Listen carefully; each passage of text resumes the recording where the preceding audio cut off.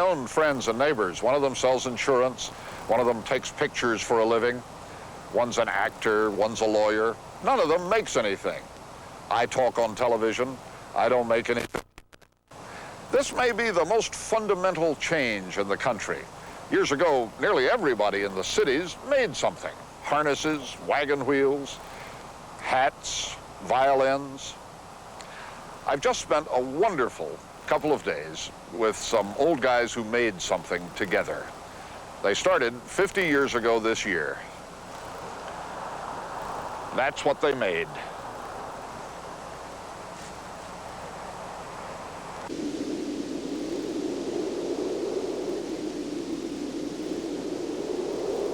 There had never been a bridge like the Golden Gate Bridge, and there had never been a job like the job of building it.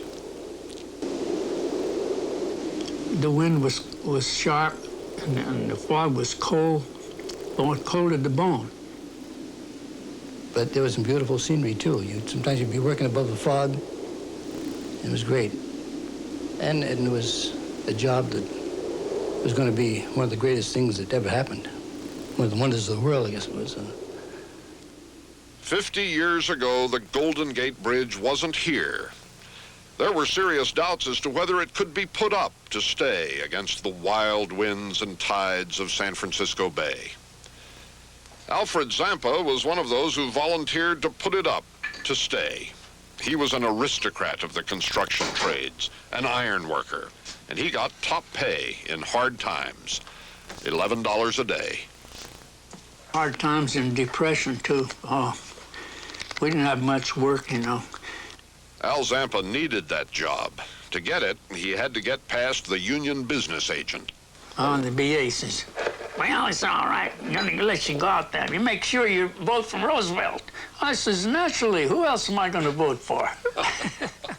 Frenchie Gales was not an iron worker. He was a bus driver who had just lost his bus driving job and who had never been up on anything higher than his garage roof. And we used to have to go from one cage to the other on a 2x12 plank up there, 500-600 feet, no handrails or nothing on it.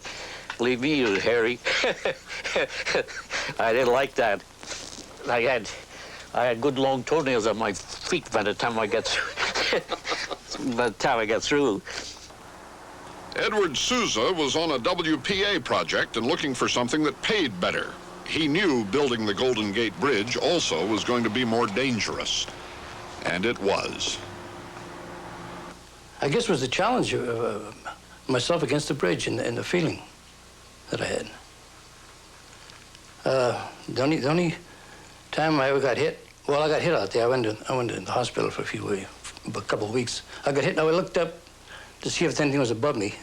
I see something go by my light, it hit me in the mouth and busted all my teeth out, busted my mouth.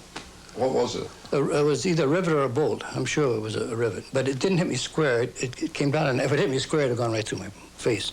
But it hit me in a glancing blow. Worst of all, of course, was losing your footing up there. They said that was a ticket to hell, unless you hit the safety net. They called that halfway to hell. Well, it was first thing in the morning, 8:10. It was wet and foggy, and I stepped from that beam and stepped down. If you go down straight, you wouldn't slide. I went out too far, flipped down 3 times, and hit the net, and the net hit the ground at the same time. There wasn't no ground, it was rocks. Oh. And I bounced, you know, and I wasn't scared because I thought I was gonna bounce in there and get up just like they do in the circus, you know. I wasn't a bit scared going down. But hit the rocks. I hit the rock and I bounced. And the first one didn't seem so hard, but when I come down the second time, woof, that's when it hurt. Oh, I had a hell of a time there. Them guys. What happened to you? I cracked 4 vertebrae in my back. How long were you in the hospital? Oh, I figured just about 12 weeks. But all the time, my friends would come and see me, you know. They come and see me and give me a lot of bull. Says, you know, Al, you might as well start going out there selling shoestrings or something because you never make it. Your nerve's gone. You'll never get out there. So when I was at the hospital, I didn't come here. I went right out to the bridge and walked all over that thing. I was going to make sure. No problem. Did you ever fall off? No, I fell in the net once in the back span. How did that happen? Well, I was walking across one of the cross beams, and I had a coil of wire. We were sizing the other wire with it, and a gust of wind coming, I just went off backwards there and landed my tail in the thing. And I was so scared, I just stood there like a gopher in a hole. But you hit the net. Oh, yeah, the net was in already. I had a hell of a time to get out of that net, too. Boy, I was petrified. I'm not kidding you. No use lying about it. You scared the hell out of me when I felt that fall.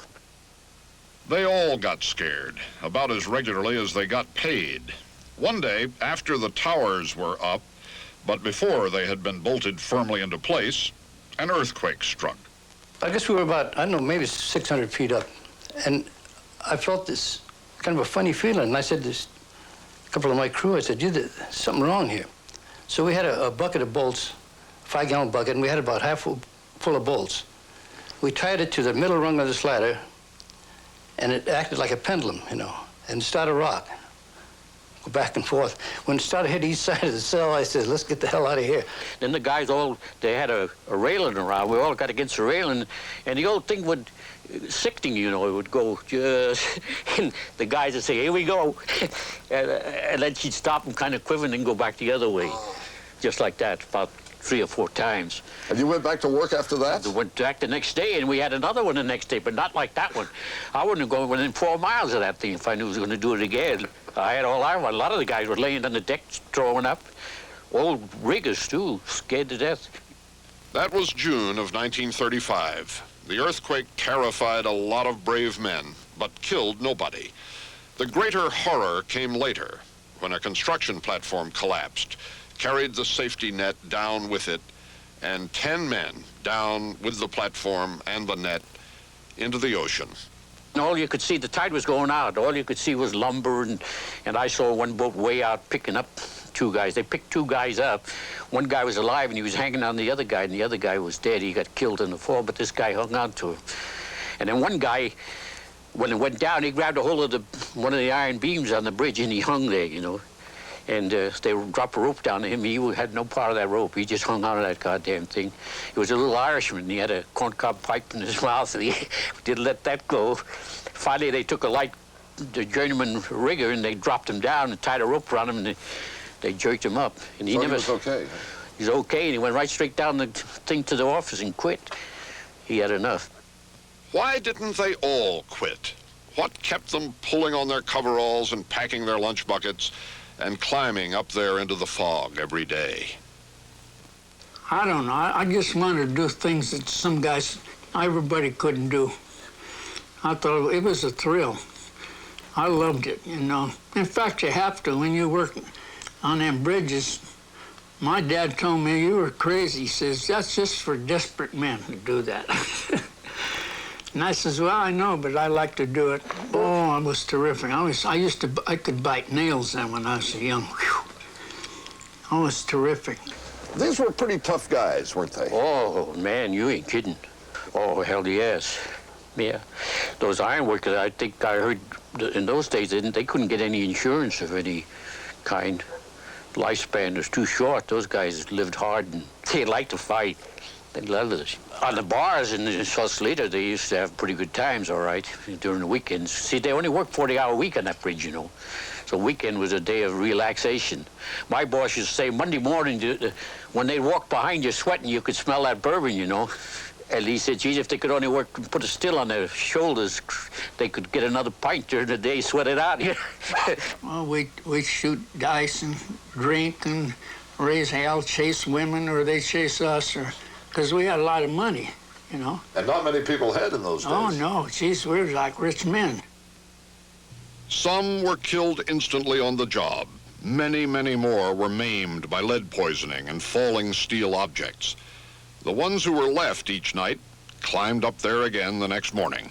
Remember, these were hard times.